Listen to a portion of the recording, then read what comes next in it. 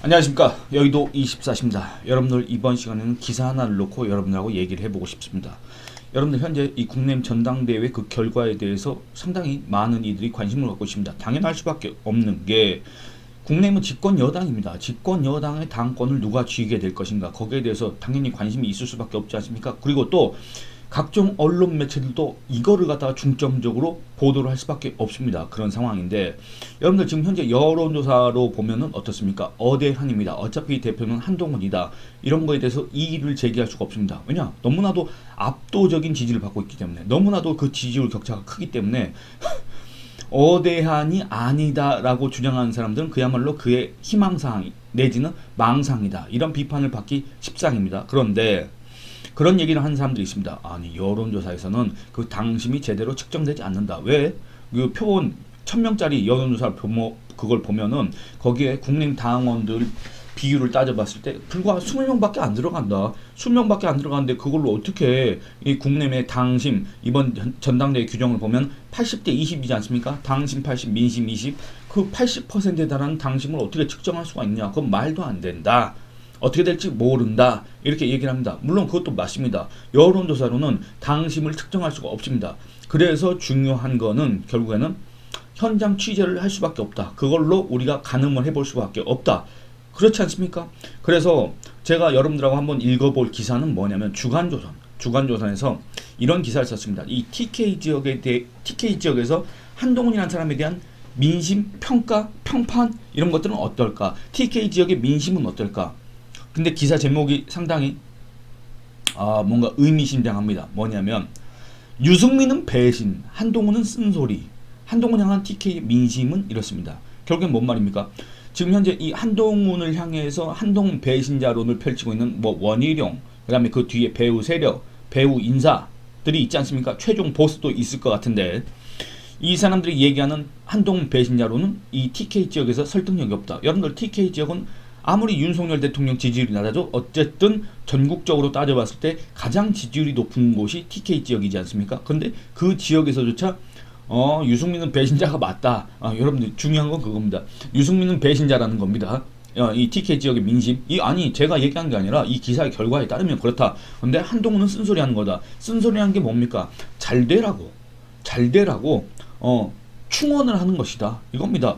결국엔 윤석열 정권이 잘 되라고, 윤석열 정권이 성공하라고, 윤석열 대통령이 성공하라고, 윤석열 대통령이 퇴임 후에도 그 안전을 보장받으라고, 그리고 또 이 차기 정권 재창출을 위해서 우리가 지금 이렇게 바뀌어야 된다. 바뀌지 않으면 정말 진다. 지게 될 경우에는 그냥 정치적인 미래가 없어지거나 정치적인 생명이 끊기거나 그 정도가 아니라 정말 어떻게 될지 모른다, 이거 아닙니까? 그래서 그걸 위해서 쓴소리를 하는 거다, 충원을 하는 거다, 충고를 하는 거다, 이렇게 TK 지역에서 한동훈에 대해서 평가를 한다는 겁니다. 여러분들 어떻습니까?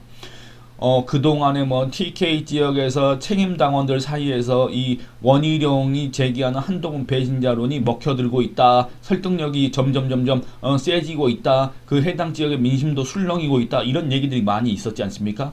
물론 저는 믿지 않았지만, 근데 이번에 이제 주간조선에서 이런 기사를 썼는데, 그 기사에 나오는 이 TK 지역, 특히 대구 지역의 그 현지 주민들이 얘기하는 이 한동훈에 대해서 얘기하는 게 너무나도 여러분들하고 한번 공유를 해보고 싶다, 이런 생각이 들어서 이 기사를 한번 읽어보려고 합니다.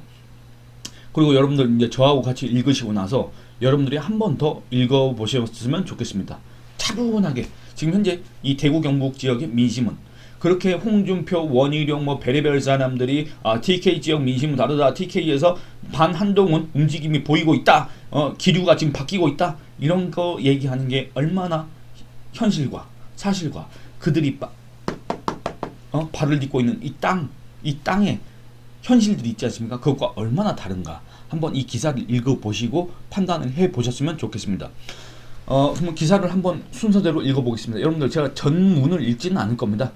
제가 여러분들하고 같이 살펴보고 싶은 그 대목만 발췌를 해서 한번 살펴보려고 합니다. 일단은 이렇습니다. 뭐라고 그랬냐면, 현재로서는 한동훈의 인기가 더 많다, 원희룡 후보와 비교할 때 지지율은 6대4 정도다 라고 이렇게 평가를 하는 사람이 있었습니다. 근데 여러분들, 이 사람이 누군지 아십니까? 이 사람이 누구냐면은 원희룡 후원회장입니다. 원희룡 지금 전당대회에 나온 그 원팀 캠프 후원회장, 이런 얘기를 한 겁니다. 이 후원 회장이 대구 서문시장에서 장사를 하는 상인 장모 씨인데 이 장모 씨 부부가 이런 평가를 했다 그 말입니다. 여러분들 이 장모 씨 부부는 그럼에도 원희룡한테 더 우호적이지 않겠습니까? 그리고 또 원희룡을 더 후하게 평가를 하지 않겠습니까? 그리고 또 이 민심을 갖다가 원희룡한테 조금 더 유리하게 판단할 가능성이 있지 않습니까? 그럼에도 이 원희룡의 후원 회장마저도 6대 4랍니다. 6이 누굽니까? 한동훈입니다. 그러니까 이런 상황입니다. 원희룡의 후원 회장도 지금 이렇게 판단하고 있고, 그다음에 두 번째는 서문시장에서 30년 넘게 장사한 박모 씨는 여기서 60% 이상은 한동훈을 좋아한다 이렇게 얘기합니다. 이 사람의 의견도 60% 정도는 한동훈한테 우호적이라는 겁니다. 한동훈은 왜 좋아하느냐? 한동훈은 자기 주관대로 뚝심 있게 밀고 나간 스타일이라며 국내미 살리면 구태 정치를 벌여야 한다. 옆에서 물건을 고르던 한 70대 주민은 이재명이가 싫어서 윤석열 대통령을 뽑았더니 너무 마음에 안 드는 행동을 많이 한다. 정치 잘할 줄 아는데 자꾸 책 잡힐 일을 만드니까 안타깝다고 거들었다. 아마 제 영상을 시청하시는 분도 이 옆에서 물건을 고르던 70대 주민의 말에 100% 동의를 하실 겁니다. 100%까지 아니고 한 99.9%는 동의하실 겁니다. 또 그 옆에서 당원임을 밝힌 50대 상인은 국민들이 죽는지 사는지도 모르고 매일 싸우기만 하는 정치권에 지쳤다. 한 후보는 한동훈을 얘기합니다. 한 후보는 말하는 걸 보면 똑똑한데 아직 정치에 때묻지 않은 청순한 인물이라 더 마음이 간다. 그는 박정희 전 대통령 유영수 여사를 청와대 안에 야당이라고 불렀다. 윤석열 대통령과 반대 의견을 낼 수 있는 사람이 당대표가 되는 것이 맞지 않느냐라고 덧붙였다. 라고 기사가 전하고 있습니다. 그리고 또 보수의 심장.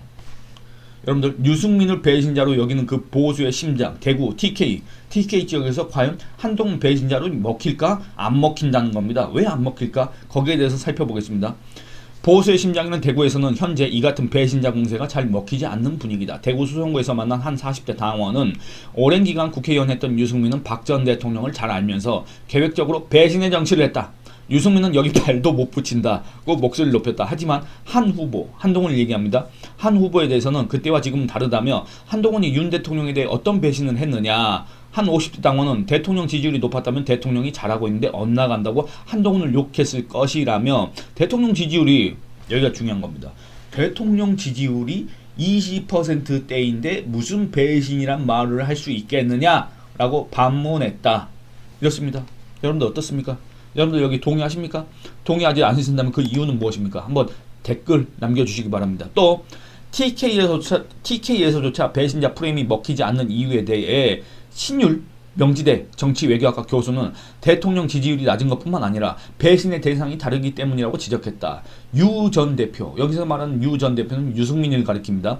유 전 대표가 배신한 대상은 박 전 대통령이다. 박 전 대통령은 당시 지역 맹주라 불릴 정도로 탄탄한 지역 기반이 있었으며 보수의 상징적 인물로서 팬덤을 가지고 있었다. 하지만 윤 대통령에겐 지역 기반과 보수 상징성이 없다. 그래서 배신자 프레임에 호응하는 보수 지지자들이 많지 않을 수 있다. 이렇게 얘기합니다.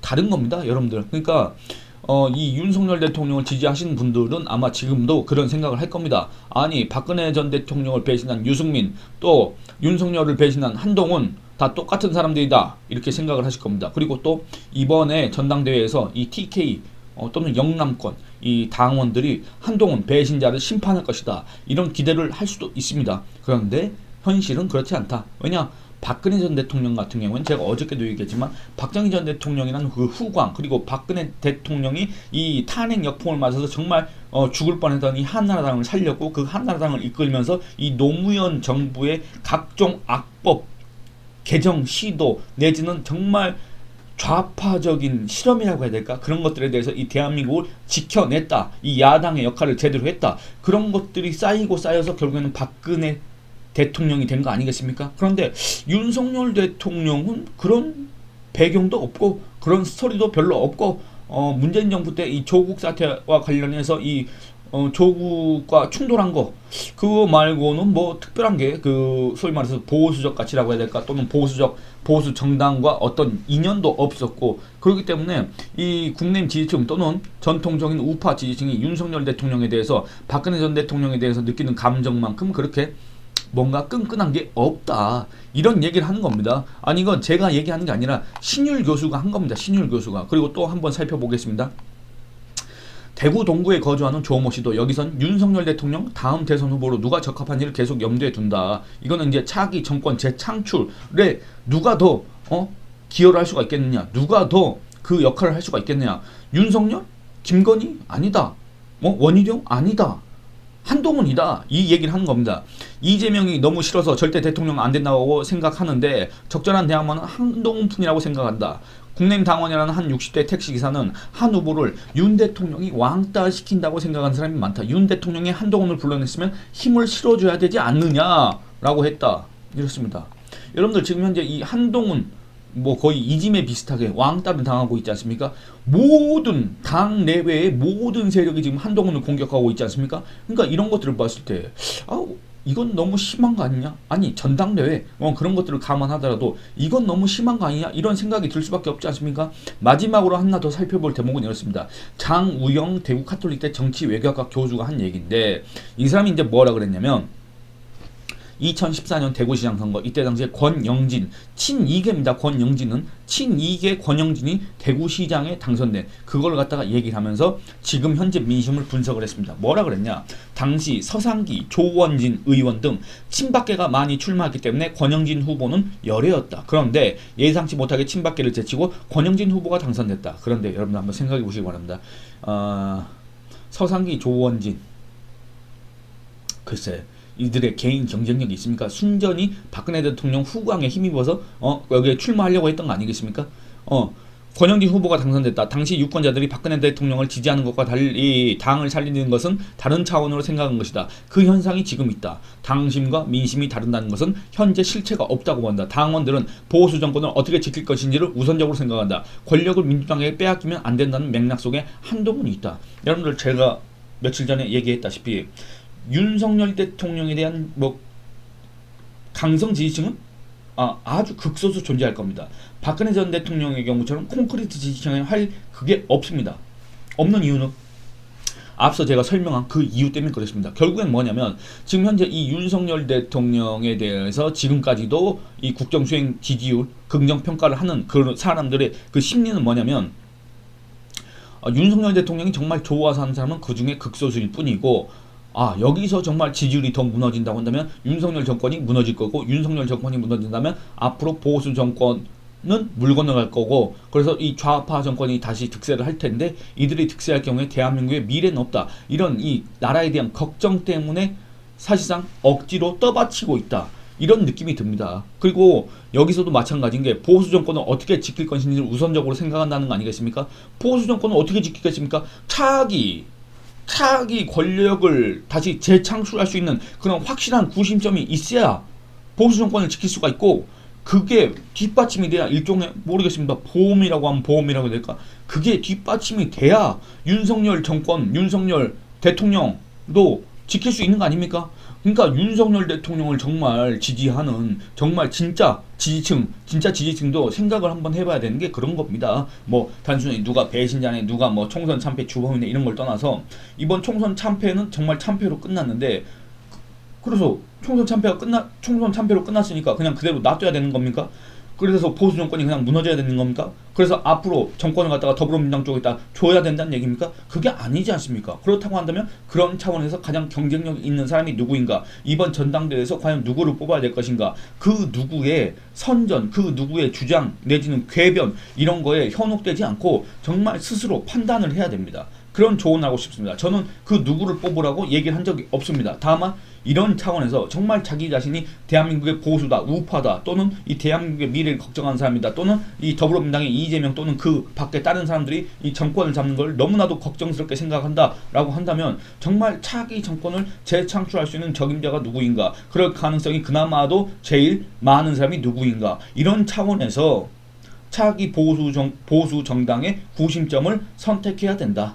그런 조언을 하고 싶습니다. 여러분들 어떻습니까? 이 주간조선 기사 읽어보시니까 어떻습니까? 이 TK 지역의 민심이 대략 잡히지 않습니까? 물론 이렇게 현장 취재를 한다고 해서 그게 이 해당 지역의 민심과 100% 일치한다 라고는 못합니다. 저도 현장 취재를 많이 해봤기 때문에 그걸 알고 있지만 그래도 이 정도의 품을 팔고 이 정도의 사람을 만나서 이렇게 들었다고 한다면 대략 맞습니다. 거의 맞습니다.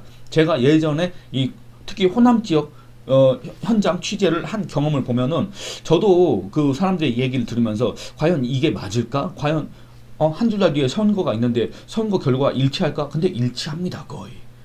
이게 여론조사보다도 어떻게 보면 더 정확할 수 있다. 이런 얘기를 드리고 싶습니다. 여러분들 한번 이 주간조선 홈페이지 들어가셔서 읽어보시길 권합니다. 한번 읽어보시고 또 거기다가 댓글 다시지 말고 댓글 다셔도 되는데 제 영상에도 댓글 많이 달아주시고 좋아요도 많이 눌러주시고 또 주위 분들한테 선전도 많이 해주시길 부탁드리겠습니다. 네, 이번 영상은 여기서 마치도록 하겠습니다. 감사합니다.